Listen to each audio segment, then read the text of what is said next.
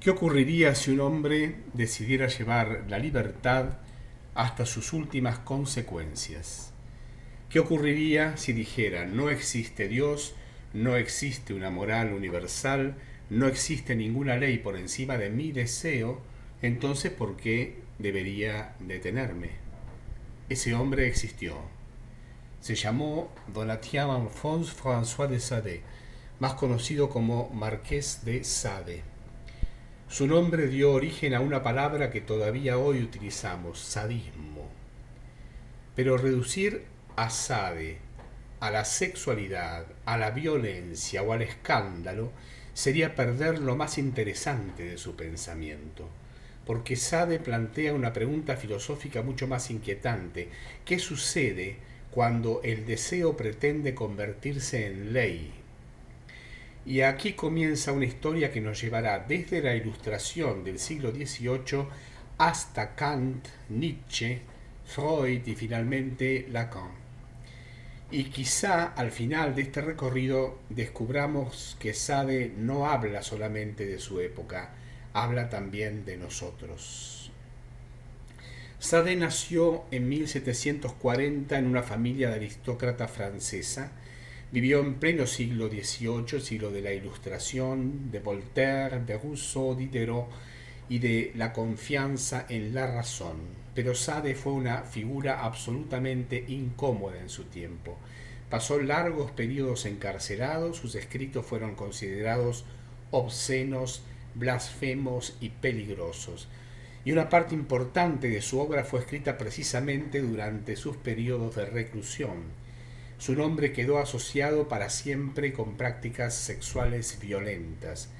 Pero hay algo fundamental. Sade no se limita a describir la transgresión, la convierte en filosofía. Sus personajes argumentan, justifican, construyen sistemas, y estos sistemas llevan hasta el extremo algunas de las ideas que circulaban en la Europa ilustrada. Sade vive en una época en la que comienza a cuestionarse radicalmente la autoridad religiosa. La pregunta es, si Dios no existe, ¿qué fundamento tiene la moral? Para Sade la respuesta es brutal. Si la naturaleza no nos ha dado una ley moral trascendente, entonces las prohibiciones morales son construcciones humanas. Y si la naturaleza misma tiene violencia, destrucción, muerte, ¿por qué deberíamos considerar inmoral la violencia? Aquí aparece una de las ideas más inquietantes de Sade. La naturaleza no es moral. La naturaleza destruye, la naturaleza mata, la naturaleza produce y destruye sin preocuparse por nuestras categorías de bien y mal. Entonces Sade pregunta por qué nosotros deberíamos someternos a una moral que la propia naturaleza parece ignorar. Y aquí aparece el verdadero problema. Porque Sade no simplemente está diciendo quiero hacer cosas perversas. Está planteando algo mucho más radical. Si soy absolutamente libre, ¿qué puede limitar mi deseo? Supongamos que eliminamos a Dios. Eliminamos también la moral religiosa. Eliminemos la idea de una naturaleza humana buena. ¿Qué queda? Queda el individuo con su deseo. Y entonces surge una pregunta terrible. ¿Por qué debería reconocer al otro como un límite? Para Sade, el otro puede convertirse en objeto. Y justamente aquí podemos comenzar a entender por qué su pensamiento resulta filosóficamente tan perturbador. Porque la libertad absoluta de uno puede significar la destrucción absoluta del otro. Para comprender mejor el problema podemos poner a Sade frente a Rousseau. Rousseau había sostenido una idea famosa: el hombre nace bueno y la sociedad lo corrompe. Sade parece decir prácticamente lo contrario. No necesitamos imaginar una humanidad originalmente inocente que después fue corrompida por la sociedad. La violencia, el deseo, la dominación y la destrucción forman parte de la naturaleza humana. Y la civilización no elimina necesariamente esas fuerzas, simplemente las reprime, las regula y las organiza. Aquí aparece una pregunta que sigue siendo extraordinariamente actual. ¿La civilización nos hace mejores o simplemente consigue que nuestra violencia sea socialmente aceptable? Y ahora llegamos a uno de los puntos más fascinantes, porque en el mismo siglo de Sade, cuando él desarrolla sus ideas, aparece otro pensador que va a formular una ética prácticamente opuesta, Immanuel Kant. Para Kant existe un principio fundamental: el ser humano nunca debe ser utilizado solamente como un medio. El otro posee una dignidad propia, es un fin en sí mismo. Podría resumirlo así: para Kant el otro es un límite para mi deseo. Y esto nos permite formular una oposición extraordinariamente potente. Kant: no utilices al otro. Sade: no existe ninguna ley trascendente que me impida utilizarlo. Pero aquí aparece algo todavía más interesante, porque quizás Sade no sea simplemente lo contrario de Kant. Quizás Sade revele el reverso oscuro de la propia libertad moderna. Un siglo después, Freud va a introducir una ruptura todavía mayor. El ser humano ya no es dueño absoluto de sí mismo, existe el inconsciente. Deseamos cosas que no sabemos que deseamos. Y muchas veces aquello que creemos querer conscientemente entra en contradicción con fuerzas inconscientes. Entonces la pregunta cambia. Ya no es simplemente ¿qué quiero?, sino ¿por qué deseo lo que deseo? Y esta pregunta nos acerca directamente a Lacan. En 1963, Jacques Lacan escribe un texto cuyo título ya resulta provocador: Kant con Sade.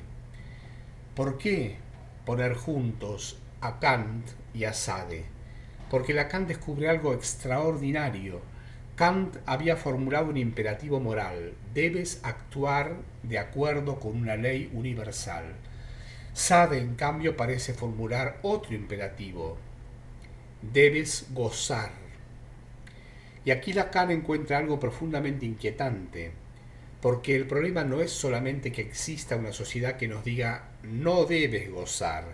El problema moderno puede ser exactamente el contrario: debes gozar. Pensemos en nuestra propia sociedad. Tenemos que ser felices, tenemos que disfrutar, tenemos que viajar, tenemos que experimentar, tenemos que tener una vida sexual satisfactoria, tenemos que consumir, tenemos que mostrarnos felices, tenemos que realizar nuestros deseos, incluso tenemos que disfrutar de nuestro trabajo. Y si no somos felices, parece que el problema somos nosotros. Y esto es profundamente paradójico, porque lo que parecía una liberación puede convertirse en una nueva forma de obligación. Ya no es renuncia a tu deseo, ahora puede ser realiza tu deseo, goza. Y precisamente por eso el goce puede convertirse en una forma de mandato. Por supuesto, no debemos decir que nuestra sociedad es sadiana. Sería una simplificación absurda. Pero podemos utilizar a Sade como un espejo, una especie de espejo. Porque Sade lleva hasta el extremo una pregunta que nuestra época también conoce: ¿qué sucede cuando la libertad deja de tener un límite? Y aparece una paradoja: queremos ser absolutamente libres, pero una libertad sin límites puede terminar enfrentándose con la libertad del otro. Mi deseo encuentra otro deseo, mi libertad encuentra otra libertad. Y entonces aparece inevitablemente la pregunta ética: ¿qué hago con el otro? Aquí podemos introducir a Nietzsche. Nietzsche también cuestionará profundamente la moral tradicional, también preguntará de dónde provienen nuestros valores, también desconfiará de una moral que se presenta como eterna y universal. Pero Nietzsche no puede reducirse a Sade. Y esta diferencia es fundamental. Nietzsche no propone simplemente todo está permitido. Su pregunta es mucho más compleja. ¿Qué tipo de vida produce determinados valores? ¿De dónde viene nuestra moral? ¿A quién beneficia? ¿Qué deseos reprime? ¿Qué forma de existencia produce? Por eso, entre Sade y Nietzsche existe una relación interesante, pero también una enorme diferencia. Sade lleva la transgresión hacia el goce y la destrucción. Nietzsche intenta pensar una transformación de los valores y de la propia existencia. Y entonces podemos regresar a la pregunta inicial. ¿Qué ocurre cuando el deseo se convierte en ley? Quizá la respuesta sea: el deseo deja de ser simplemente deseo y se transforma en mandato. Y aquí Sade adquiere una actualidad inesperada, porque quizá la cuestión no sea solamente si tenemos que reprimir nuestros deseos. Quizá la pregunta más profunda sea: ¿somos capaces de relacionarnos con nuestro deseo sin convertirlo en una orden dirigida a los demás? Sade nos obliga a mirar ese punto oscuro, el punto en el que mi libertad puede transformarse en violencia, el punto en que mi deseo puede exigir la desaparición del otro. Y Lacan nos permite formularlo de una manera todavía más perturbadora. ¿Qué sucede cuando aquello que creemos que nos libera se transforma en una obligación de gozar? Quizá por eso Sade continúa siendo incómodo. No porque haya escrito textos escandalosos hace más de 2 siglos, sino porque nos obliga a preguntarnos algo que sigue sin tener respuesta sencilla. ¿Qué límites necesita la libertad para seguir siendo libertad? Y quizá todavía haya una pregunta más incómoda. ¿Qué parte de nosotros mismos preferimos no reconocer cuando hablamos de deseo, violencia y goce? Sade no nos da una respuesta tranquilizadora. Tal vez su función sea precisamente esa: incomodarnos y obligarnos a pensar. Muy bien. Esto es en respuesta a una pregunta o a un pedido, más bien, que me hizo uno de los oyentes de estos videos. Si te interesó este tema, déjame también en los comentarios qué otro filósofo o pensador te gustaría que abordáramos en el canal. Y nos vemos en el próximo episodio.